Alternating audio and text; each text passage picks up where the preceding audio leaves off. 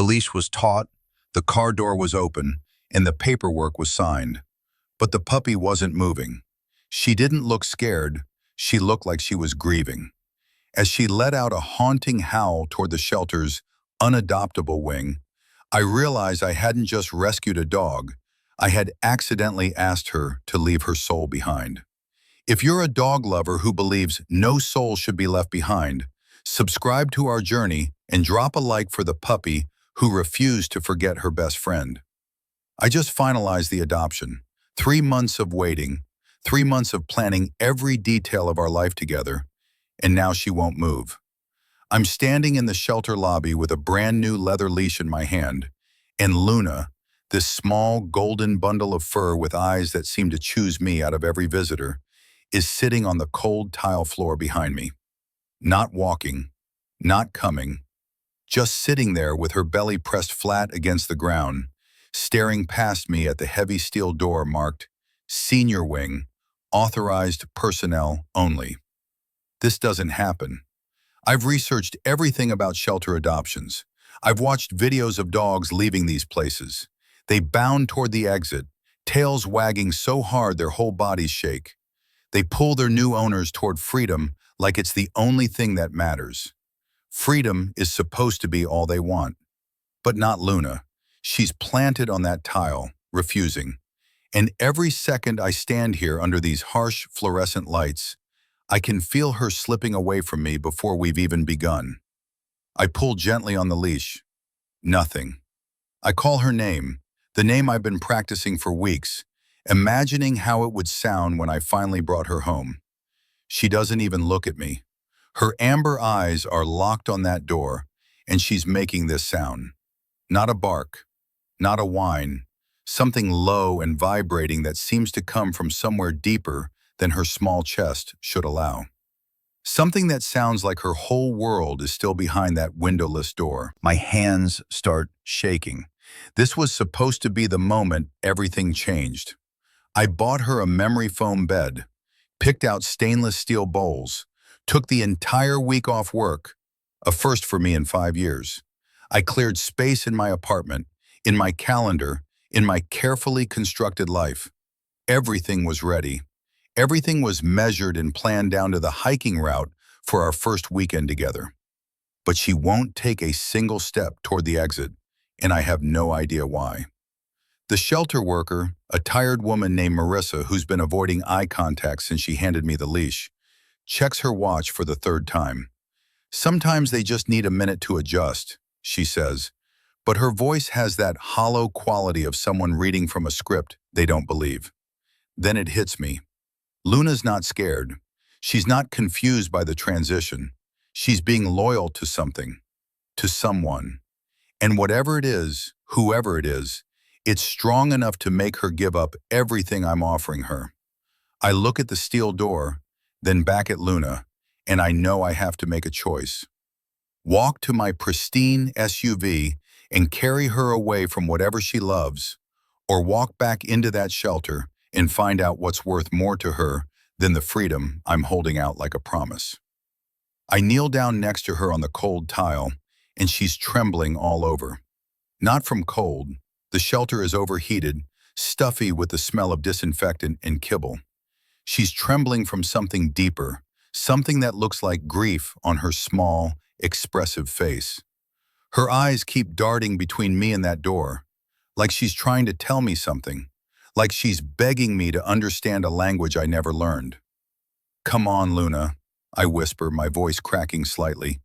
"We're going home." Home. I've been practicing that word for weeks, imagining what it would feel like to finally say it and mean it.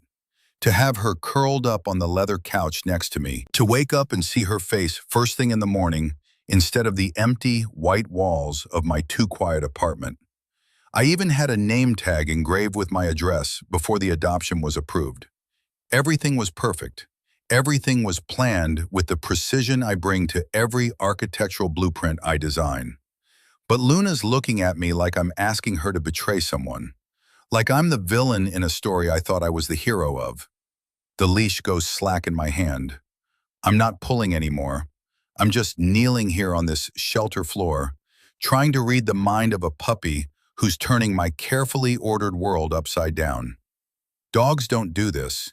They don't turn down freedom. They don't refuse the people trying to save them. I've done my research. I've read every article, every forum post, every training manual. This isn't supposed to happen. But here Luna is, doing both. And the way she keeps glancing back at that door with those soulful, desperate eyes is breaking something inside me that I thought I'd sealed off years ago. I spent 3 months getting to this moment. 3 months of applications and background checks and home visits where I had to prove my apartment was suitable. My schedule was flexible. My intentions were pure. I passed every test. I did everything right. But now, watching Luna's small body shake as she lets out another one of those haunting, rhythmic barks directed at the steel door, I realize I've miscalculated something fundamental. I haven't just adopted a dog. I've asked her to abandon something, someone, that matters more to her than her own chance at a better life. And suddenly my pristine SUV, my perfectly prepared apartment, my week of planned bonding activities, all of it feels hollow. Because Luna is showing me something I've spent years trying to avoid. That real connection is messy. That love isn't something you can blueprint. That sometimes saving someone means saving the things they can't live without, even when it complicates everything. I look at Marissa. She's still checking her watch, still avoiding my eyes. She knows something. They all do. "What's behind that door?" I ask. Her face goes carefully blank. "That's the senior ward, unadoptable cases. It's not..." But Luna cuts her off with a howl that sounds impossibly old for such a young dog. And I know, whatever is behind that door isn't just something Luna remembers. It's someone she loves. Someone they didn't tell me about because it would make her less adoptable. I stand up, my architect's mind already recalculating the apartment space, the budget, the disruption to my plans. And I realize this is exactly the kind of complication I've been running from my entire adult life. The messy, unpredictable, impossible mathematics of caring about something more than your own comfort. Luna watches me, still trembling, still waiting, still hoping I'll understand. I take a breath. Then I do the thing that terrifies me most. I let go of the plan. "Show me," I say to Luna, and for the first time since I clipped the leash to her collar, her tail gives a single, tentative wag. 3 weeks before Luna, my apartment looked like a magazine spread. Everything in its place. Everything white, chrome, or glass. Clean lines, no clutter, no mess. No evidence that anyone actually lived there. I designed it that way on purpose. The floor-to-ceiling windows overlooked the city, but I kept the curtains half drawn. Too much light felt invasive. The kitchen was pristine because I mostly ate takeout at my drafting table. The bedroom had a bed, a lamp, and nothing else. No photos, no mementos, nothing that could remind me of before. Before I learned that trying to save people only makes you watch them fall harder. Her name was Claire, my older sister, and 5 years ago she called me from a bridge. I was 26, just promoted to junior architect at a firm that was finally taking me seriously.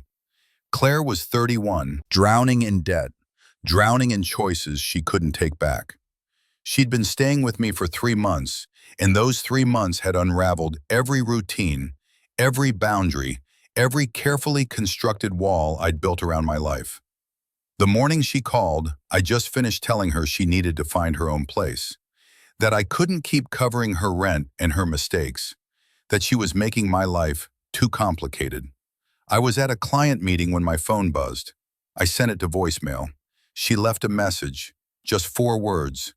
"I'm sorry, I'm messy." By the time I listened to it, by the time I called back, by the time I got to the bridge, she was already gone. Not literally. The police talked her down. But the sister I knew, the one who used to laugh at my rigid schedules and call me Blueprint Boy, she was gone anyway. She moved across the country 3 days later. I haven't seen her since. She sends a text every few months. I send one back. Short, clean, the way I need things to be. After that, I made a decision. People are variables you can't control. They overflow. They break patterns. They need things you can't schedule or solve with a clean solution. So I stopped letting them in. My apartment became a shrine to that decision. No roommates, no relationships that lasted longer than a few careful dates, no complications, just me, my blueprints, and the hollow echo of my own footsteps on polished concrete floors. But something happened around my 31st birthday. The silence started feeling less like peace and more like punishment. I'd wake up and the emptiness would be sitting on my chest like a weight. I'd come home and the apartment would feel like a mausoleum, beautiful, preserved, and completely lifeless. That's when I thought about a dog. Dogs were manageable. You could train them. They had routines. They didn't make choices that spiraled out of control.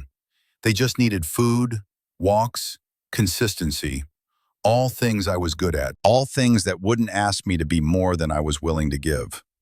A dog wouldn't call me from a bridge. A dog wouldn't make me choose between my life and theirs. A dog would fit into the blueprint. Or so I thought, standing in that sterile apartment 3 weeks ago, scrolling through shelter websites, looking for the perfect, low-maintenance companion to fill the silence without disturbing the order. I had no idea that a small golden puppy with impossible eyes was about to prove me catastrophically wrong about everything. The shelter smelled like pine sol and something else I couldn't name. Hope, maybe, or desperation. Hard to tell the difference in a place where living things waited in rows to be picked. I'd done my research, obviously. I knew what I wanted, a puppy, but not too young. Something with a calm temperament, low energy, a breed known for independence. I'd made a list on my phone. I'd even brought a printout of behavioral traits to cross-reference. The volunteer who greeted me, a young guy with kind eyes and a name tag that said Marcus, looked at my list and smiled in a way that made me feel like I'd already failed some test I didn't know I was taking. "We can start in the puppy wing," he said, "but sometimes the dog picks you, not the other way around." I nodded politely, but inside I was already dismissing him. That was the kind of sentimental thinking that led to bad decisions. I wasn't here for fate or magic. I was here for a companion that fit specific parameters. This was a practical decision, not an emotional one. The puppy wing was chaos. Barking, jumping, paws scratching at kennel doors. Each dog seemed more desperate than the last, all of them performing their loudest, most energetic versions of themselves, trying to be chosen. It made my chest tight. Too much need, too much noise. I walked past kennel after kennel, checking my list, looking for calm, looking for control. Then I saw her. She wasn't at the front of her kennel like the others.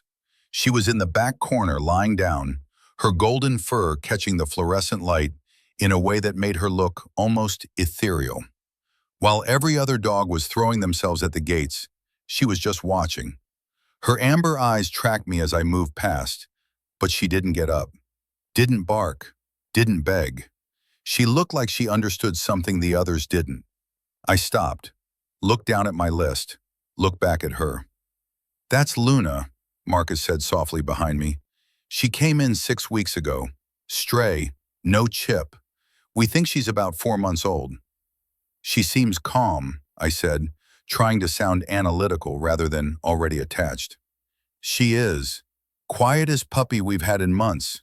Marcus paused. "She's got some quirks, though. Does this thing where she barks at the walls sometimes, like she's listening to something we can't hear." Red flag, behavioral issues. I should have moved on. But Luna stood up then, slowly, and walked to the front of her kennel. She sat down directly in front of me, her head tilted slightly, and we just looked at each other. For how long, I don't know. Long enough that Marcus cleared his throat. "Want to meet her in the yard?" I should have said no. Should have stuck to my list, found something more predictable. But I heard myself say yes. The play yard was empty except for a basket of worn toys in the corner. Marcus brought Luna out on a leash, and the moment he unclipped it, I expected her to run, to explore, to do what puppies do.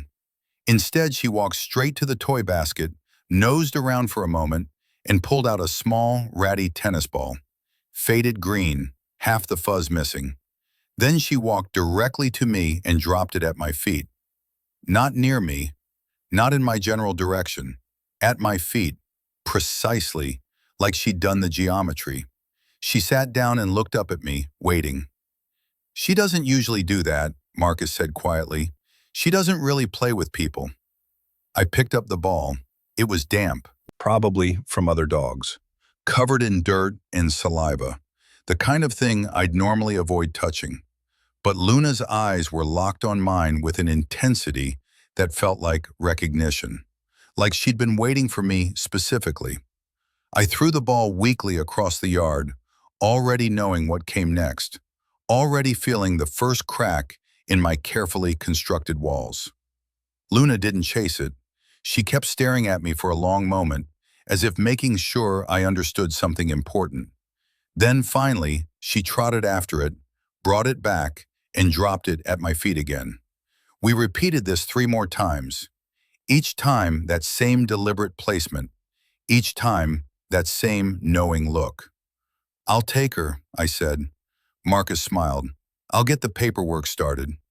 As he walked away, Luna sat beside me, close enough that I could feel the warmth of her small body against my leg. I looked down at her, and she looked up at me, and I felt something I hadn't felt in 5 years. Like maybe I wasn't choosing wrong this time. Like maybe, just maybe, I could do this right. The shelter had a mandatory waiting period. 7 days for the background check to clear, for the home visit to be scheduled, for all the paperwork to process. 7 days where Luna stayed in her kennel, and I went back to my sterile apartment, counting down hours like a kid before Christmas. I visited her every day during that week. The shelter allowed it, encouraged it even. Bonding time, Marcus called it. On the first visit, I brought her a new toy, a rubber bone from the pet store, still in packaging, expensive.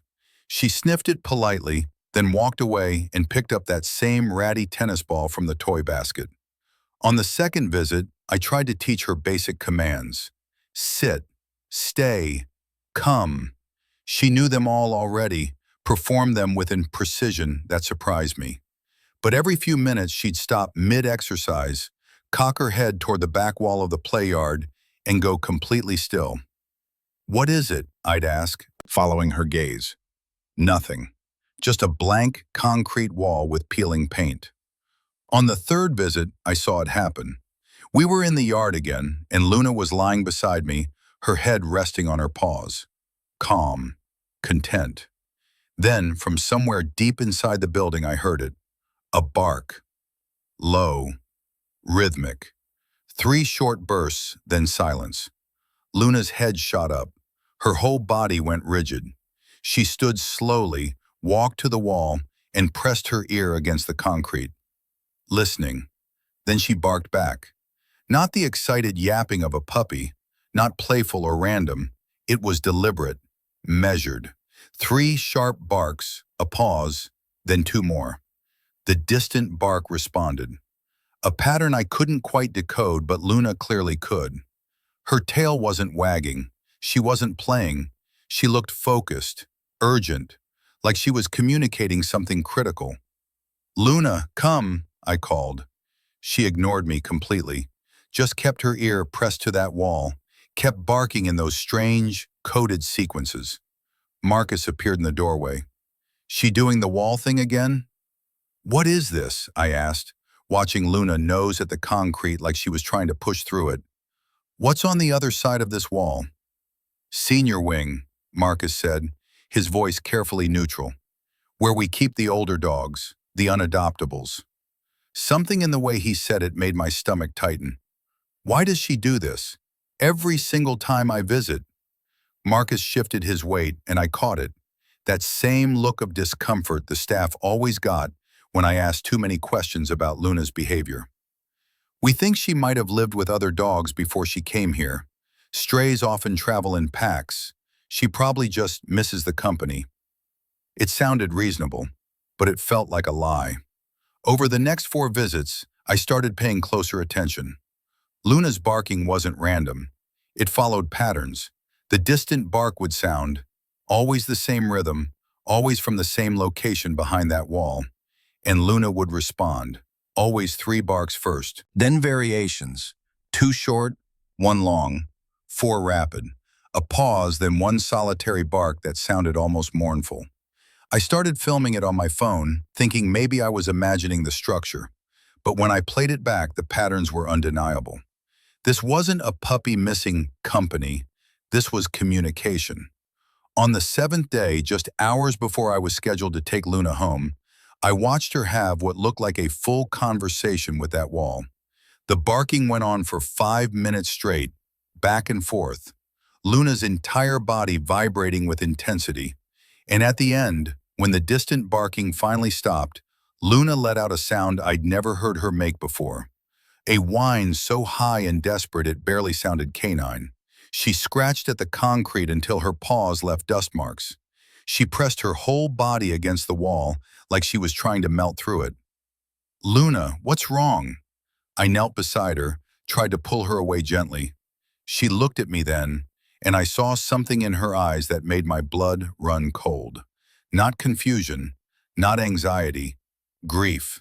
Pure, devastating grief. She was saying goodbye to someone. I stood up, my architect's mind already assembling the pieces. The wall, the senior wing, the unadoptables, the way the staff always changed the subject, the way Marcus had said Luna was quiet, but failed to mention this strange, ritualistic communication that clearly defined her days. "Who's back there?" I asked Marcus, who'd been watching from the doorway with that same uncomfortable expression. "Who is Luna talking to?" "Mr. Fletcher, the adoption is finalized. Your home visit cleared. You can take her home in 3 hours." "That's not what I asked." Marcus looked away. "Some dogs just need time to adjust. She'll forget about it once she's settled with you." But as I watched Luna press her small golden body against that concrete wall, still whining, still listening for a response that had stopped coming, I knew that was another lie. Luna wasn't going to forget, and I was about to take her away from something, someone, that mattered to her more than I'd understood. The final paperwork took longer than it should have. Marissa, the shelter manager, kept disappearing into the back office, leaving me alone in the small waiting room with a folder marked Luna, Adoption File.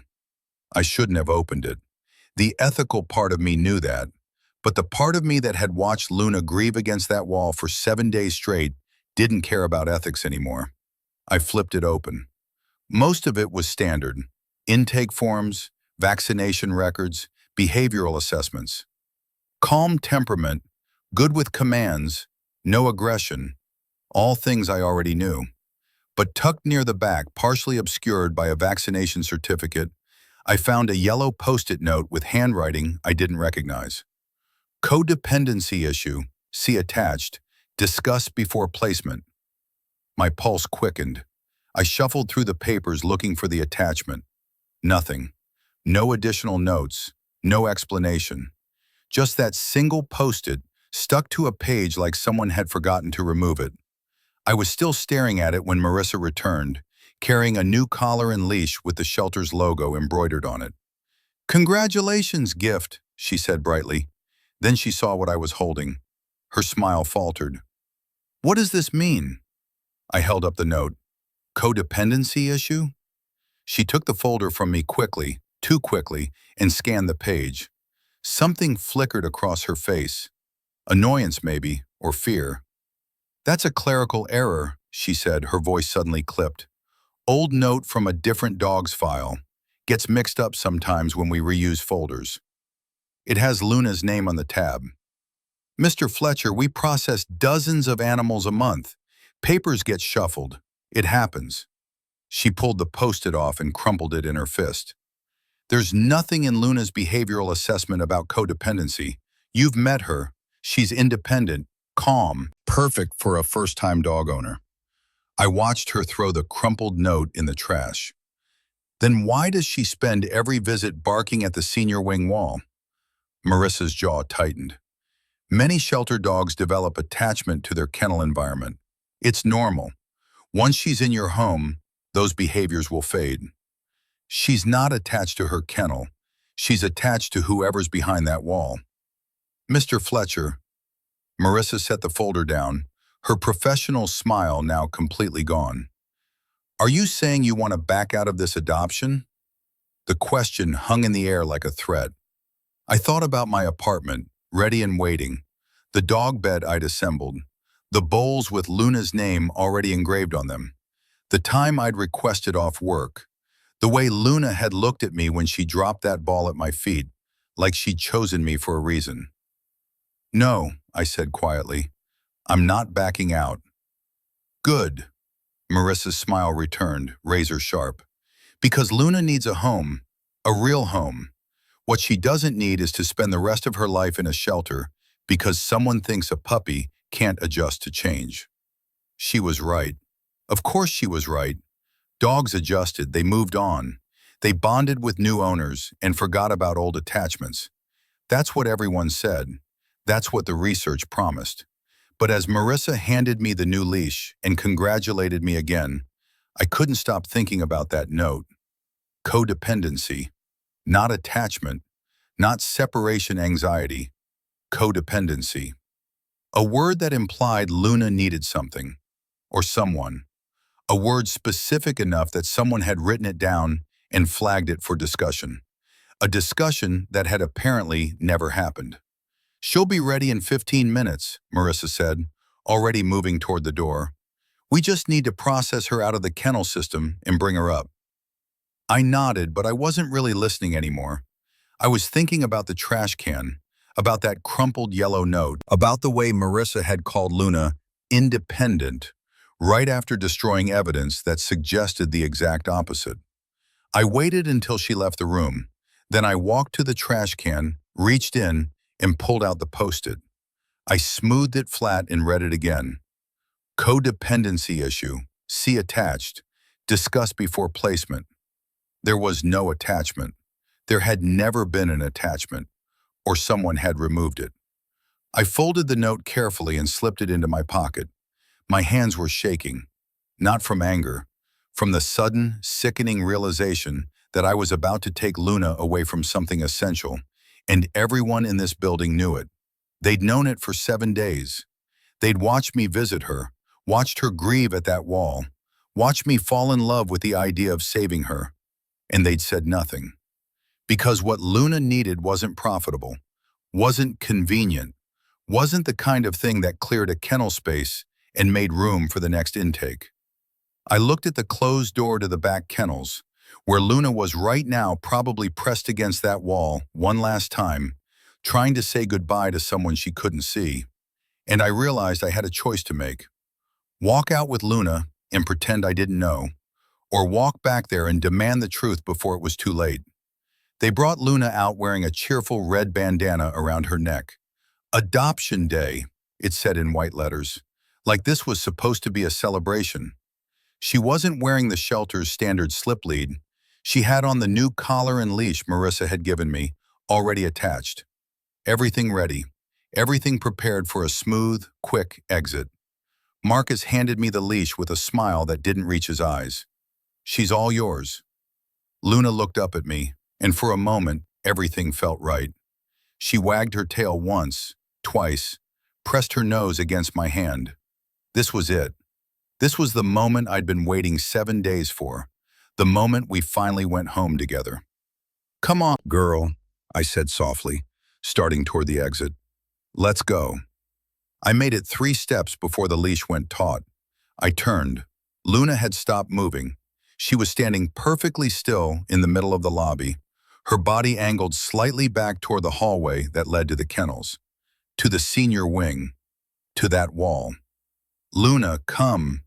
I kept my voice gentle, encouraging. She didn't move, didn't even look at me.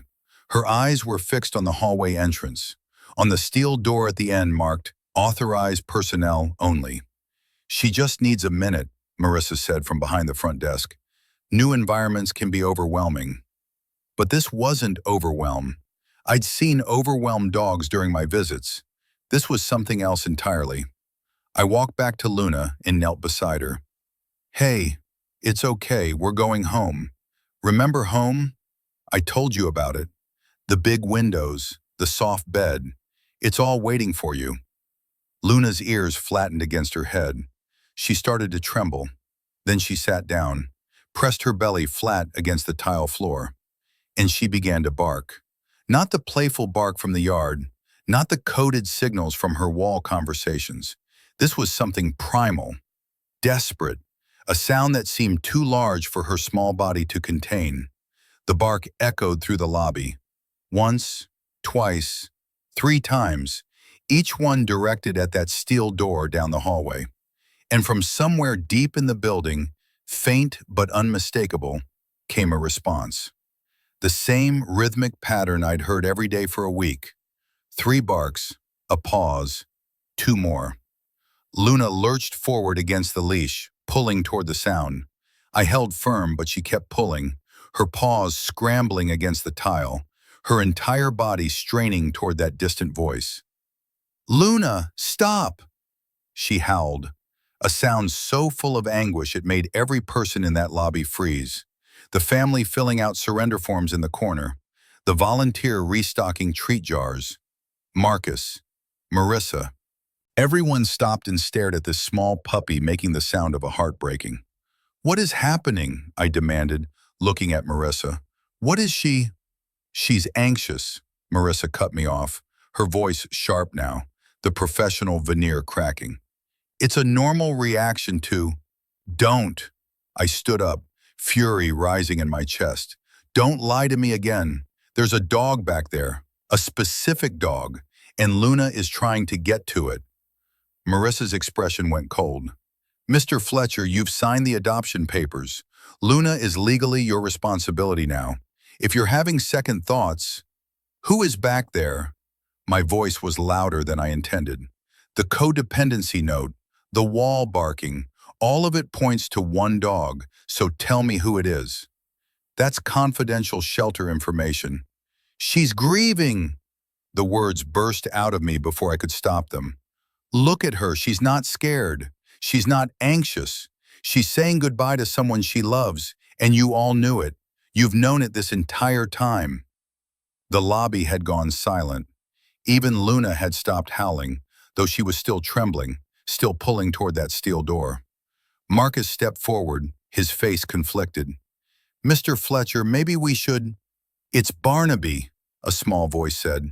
I turned. One of the younger volunteers, a girl who couldn't have been older than 19, stood near the supply closet. Her name tag said, Riley. She looked terrified, but she kept talking.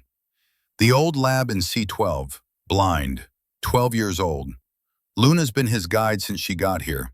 She was living on the streets with him when animal control picked them up. We separated them because—" She glanced at Marissa, whose face had gone sheet white. "Because no one adopts senior dogs, especially not blind ones. And puppies with baggage don't get adopted either." The words hit me like a physical blow. Luna had been living with Barnaby, guiding him, protecting him, and they'd separated them, hidden it from me, dressed Luna up in a cheerful bandana, and tried to pretend that tearing her away from the only family she had was a happy ending. I looked down at Luna. She'd stopped pulling now.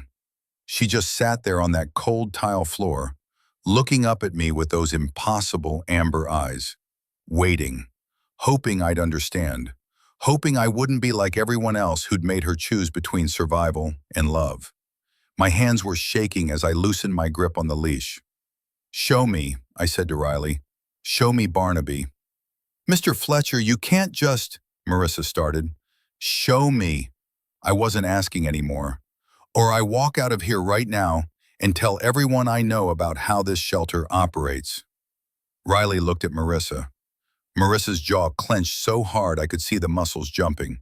Finally, she nodded once, sharp, angry. "5 minutes," she said. "That's all."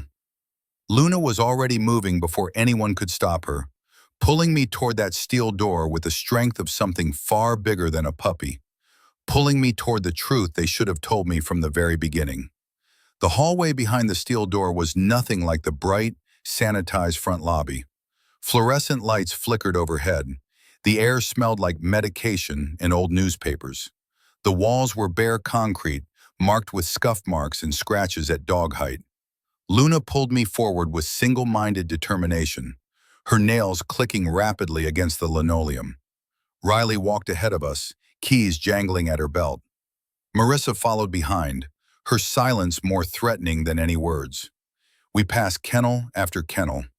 Old dogs with graying muzzles, dogs with missing legs, dogs that didn't even get up when we walked by, their eyes clouded with resignation. This wasn't the adoption wing. This was where dogs came to wait for an ending. C12, Riley said quietly, stopping in front of a kennel near the end of the row. Luna was already there, pressing her small body against the chain-link gate, whining. Inside, I saw him. Barnaby was massive, a chocolate Labrador, his coat dulled with age, his muzzle almost completely white. He was standing in the center of the kennel, his head turning slowly from side to side, lost. His eyes were open but clouded, cataracts so thick they looked like frosted glass. He took a step forward and immediately crashed into the water bowl, sending it skittering across the concrete. He yelped, stumbled backward, and hit the wall. Confusion radiated from every movement. "He can't see," I said stupidly, the words catching in my throat. "He's been completely blind for 2 years," Riley said. She unlocked the gate and Luna shot inside before anyone could stop her. The transformation was instant. Luna ran straight to Barnaby and pressed herself against his front legs. He stopped moving immediately. His whole body relaxed. He lowered his head and nuzzled Luna's back, breathing in her scent in deep, shuddering inhales. Then Luna began to bark. Not the desperate howls from the lobby. These were soft, rhythmic, the same coded signals I'd heard through the wall. Barnaby's ears perked up. He took a tentative step to the left, and Luna moved with him, keeping contact. Another step. Luna stayed beside him, guiding him away from the water bowl he'd knocked over. When they reached his bed in the corner, Luna barked twice, sharp, clear, and Barnaby lay down. She curled up against his chest, and I watched this 12-year-old blind dog wrap his head over her small body like he was protecting the most precious thing in the world. "How long?" My voice came out rough. "How long have they been together?" Riley's eyes were wet. "Animal control found them together 6 weeks ago, under a bridge downtown. Best we can tell, Luna was born on the streets." Barnaby raised her. She became his eyes. I watched Luna lick Barnaby's muzzle, watched him nuzzle her with infinite gentleness. This wasn't just attachment. This wasn't a puppy who'd miss another dog for a few weeks then adjust. This was family. "Why didn't you tell me?" I turned to Marissa, anger making my hands shake. "Why didn't anyone tell me?" Marissa's expression was hard, professional. "Because we're a shelter, Mr. Fletcher. Our job is to find homes for adoptable animals. Luna is 4 months old, healthy, and trainable. She deserves a life, a real life, not spending her youth as a service dog for a senior who'll be gone in a year." "She chose this," I said, gesturing at the kennel. "Look at her. She chose him." "Dogs don't choose," Marissa said coldly. "They attach to what's familiar. Once Luna lives with you for a month, she'll forget about Barnaby. But if we told you about him, you'd never have adopted her, and she'd spend her best years in a kennel, waiting for someone willing to take both. Which never happens. It never happens, Mr. Fletcher." I looked back at the kennel. Barnaby had lifted his head. Those clouded eyes pointed in my direction, even though he couldn't see me. He made a low, uncertain sound. Not a growl, a question.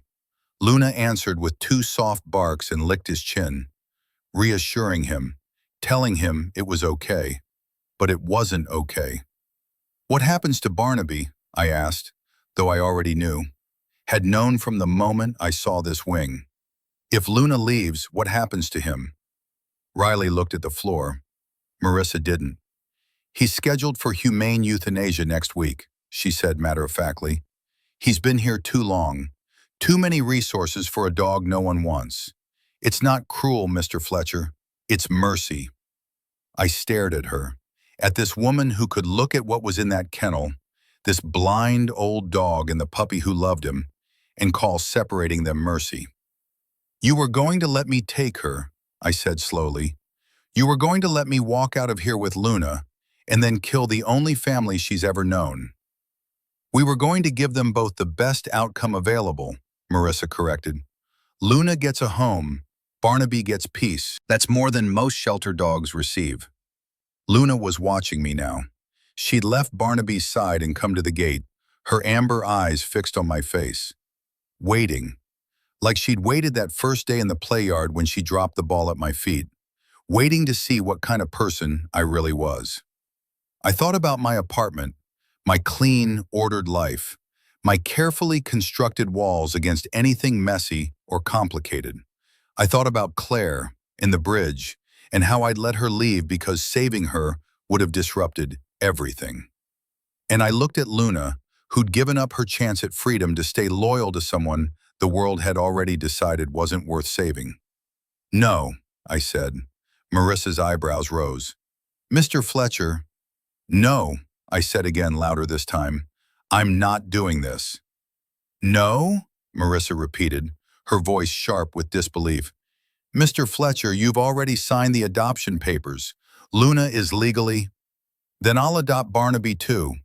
The words came out before I'd fully thought them through, before I'd calculated the cost or the logistics or any of the 1,000 practical reasons why this was impossible. The silence that followed was deafening. Riley's eyes went wide. Marcus, who'd followed us down the hallway, froze mid-step. Even Luna seemed to hold her breath, her gaze locked on my face. Marissa recovered first. That's not... Mr. Fletcher, that's not realistic. Barnaby requires specialized care. He can't navigate unfamiliar environments. He needs constant supervision. You said yourself you're a first-time dog owner. I said I wanted to adopt him. He's 12 years old. Marissa's voice had that overly patient tone people use when explaining things to children. Even with perfect care, he has maybe 2 years left. Probably less. The medical costs alone. How much? I cut her off. Excuse me? How much are the medical costs? What does he need? Marissa's jaw tightened. She wasn't used to being challenged. He requires daily eye drops for pressure management, glucosamine for his joints, senior wellness checks every 3 months, special food for his kidney function, and that's assuming no emergencies. One infection, one injury, and you're looking at thousands in vet bills. How much total? Per year? She named a figure. It was high. Not impossibly high, but high enough that most people would balk. High enough that she clearly expected me to balk. I'd spent more than that on my custom drafting desk. What else? I asked. Marissa blinked. What? What else does he need besides medical care? What are the barriers to adoption? Riley stepped forward, her voice tentative. Space, mostly.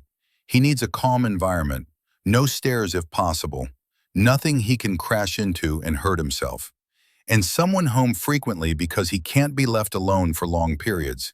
He panics. I looked through the kennel gate. Barnaby had his head resting on Luna, his breathing steady now. She was licking his ears, grooming him with the care of someone much older than 4 months. He has Luna, I said. She calms him. Mr. Fletcher. Marissa's professional mask was cracking, revealing something desperate underneath. I understand this seems romantic, heroic even, but you came here for a puppy, one dog. You prepared for one dog. Taking on a blind senior with a year to live is... 2 years, I corrected. You said 2 years. Maybe less, maybe more. No one actually knows. The point is you were going to kill him next week, I said flatly. You said humane euthanasia, mercy, because no one wants a blind 12-year-old dog, because the math doesn't work, because it's easier to end a life than to fight for it. Marissa's face flushed. We have limited resources, limited space. Every kennel Barnaby occupies is a kennel that could save a younger dog, a more adoptable dog. That's the reality of shelter work, Mr. Fletcher. We have to make impossible choices. Then let me make this one possible. You don't understand what you're committing to, Marissa insisted. This isn't like adopting Luna. She'll be with you for 10, 12, maybe 15 years. She'll grow, she'll adapt, she'll become part of your life. Barnaby won't give you that. You'll spend thousands of dollars, restructure your entire home, dedicate months of your life to a dog who's going to die soon anyway. And for what? I looked at Luna, curled protectively against Barnaby's chest. I looked at Riley, who'd risked her job to tell me the truth. I looked at Marcus, standing in the doorway with something like hope on his face. Then I looked at Marissa, who represented every voice in my head that had ever told me not to try, not to care, not to complicate things. Every voice that said people, or dogs, who needed too much weren't worth the mess. For what? I repeated quietly. So Luna doesn't lose her family. So Barnaby doesn't die alone in a kennel wondering where she went. So I don't spend the rest of my life knowing I had a chance to do the right thing and chose the easy thing instead. I turned back to the kennel. So I don't make the same mistake twice. Marissa opened her mouth, then closed it. For the first time since I'd met her, she had nothing to say. Can it be done? I asked Riley directly. Legally? Can I adopt both of them? Riley looked at Marissa, waiting for permission that didn't come. Finally, she nodded. You'd have to amend your adoption paperwork. Add Barnaby to your application. It'll take a few hours to process, but yes, it can be done. Then let's do it. Luna's tail began to wag, slowly at first, then faster. She looked at Barnaby, then at me, then back at Barnaby, like she was checking to make sure she'd understood correctly, like she couldn't quite believe it. I knelt down beside the kennel gate, my hand pressed against the chain link. Luna came over and pressed her nose to my fingers through the metal. I'm not leaving him, I told her. I promise. We're all going home together. Behind me, I heard Marissa let out a long, defeated breath. I'll get the paperwork, she said quietly, and for the first time in 5 years, I felt like maybe, just maybe, I was the person I'd always wanted to be. The paperwork sat on the counter between us like a contract with chaos. Marissa had pulled out Barnaby's file, thicker than Luna's, filled with medical records and notes marked behavioral concerns in red ink, monthly medication costs, estimated lifespan, emergency intervention probabilities. All the clinical ways of saying this dog would cost me everything and give me back almost nothing. You still have time to reconsider, Marissa said, no longer cruel, just tired. No one would blame you for taking Luna alone. She'll adjust. Dogs always do. Through the window, Luna pressed against Barnaby's side, grooming his ears with devoted precision.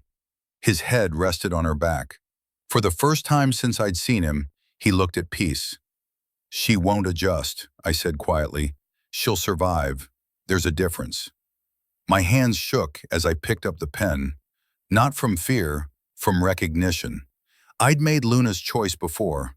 5 years ago, telling Claire she had to leave.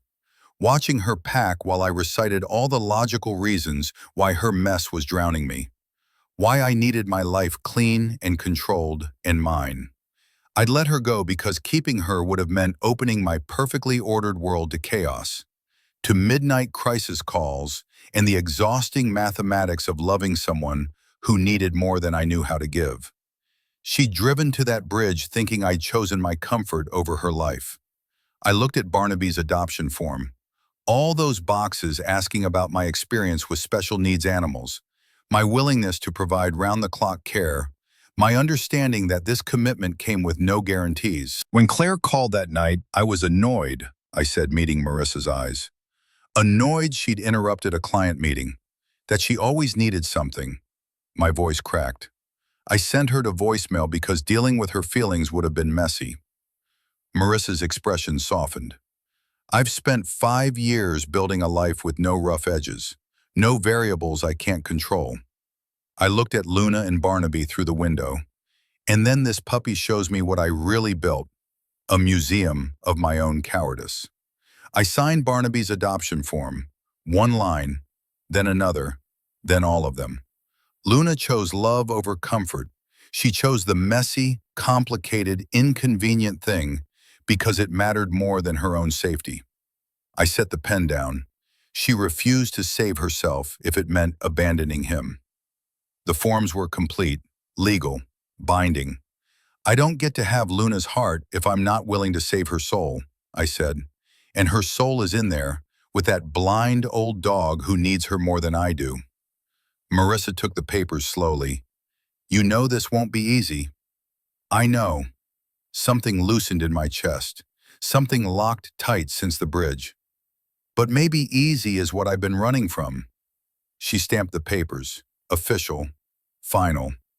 They're yours, she said quietly. Both of them. Through the window, Luna lifted her head. She looked at me, and for the first time since we'd met, her tail wagged without hesitation. Full, joyful sweeps that made her whole body wiggle. She knew. Somehow, she knew I'd finally understood. The apartment looked different when I opened the door. Same white walls, same chrome fixtures, same polished concrete floors. But standing here with Luna and Barnaby, it didn't feel like a museum anymore. It felt like a canvas waiting to be lived on. Come on, I said softly, unclipping Luna's leash. She trotted inside, then immediately ran back to Barnaby. She pressed against his front legs and barked twice. Sharp, clear, it's safe. Follow me. I removed Barnaby's leash. He froze in the doorway, clouded eyes turning left and right, trying to map a world he couldn't see. His breathing quickened. Luna barked again, that coded rhythm I'd heard through the shelter wall. Barnaby's ears swiveled toward her voice like a compass finding north. He took one tentative step, then another. Luna stayed beside him, guiding him around the coffee table I'd forgotten to move. When they reached the living room center, she barked once, and Barnaby lowered himself onto the memory foam bed. Luna circled 3 times, then curled against his chest. His head came down over her small body, and he released a breath so deep it sounded like he'd been holding it for weeks. I stood watching them, and something shifted inside me. Not dramatic, just a release, like a fist I'd been clenching for 5 years finally opening. The apartment had always been oppressively quiet, the kind of silence that made you count every mistake, every moment you could have done better. But now there was breathing. Barnaby's slow inhales, Luna's small sighs as she burrowed into his fur, the soft thump of her tail. Real sounds, living sounds. I sat on the couch, the white leather couch I'd kept pristine, and didn't worry about dog hair. Didn't calculate costs, didn't measure disruption. I just sat and watched my family sleep. My phone buzzed. Claire. We hadn't really spoken in months, but this time I didn't overthink it. I adopted 2 dogs today. The older one is blind.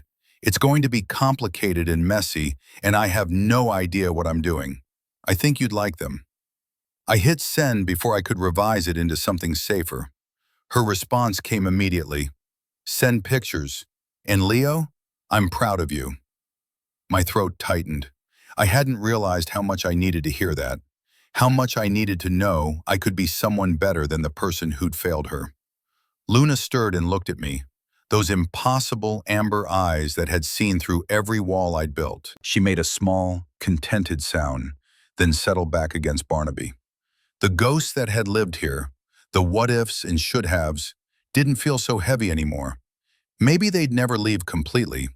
Maybe I'd always carry the weight of that bridge, that voicemail. But watching Luna choose love over safety every day just by existing, watching Barnaby trust she'd guide him through a world he couldn't see, I understood something I'd been too scared to learn. The blueprint for a life worth living isn't drawn in clean lines. It's messy. It overflows. It has room for things that don't make sense on paper, but make all the sense in the world when you're brave enough to let them in. Luna's breathing synced with Barnaby's. My breathing synced with theirs. And for the first time in 5 years, my apartment felt like home.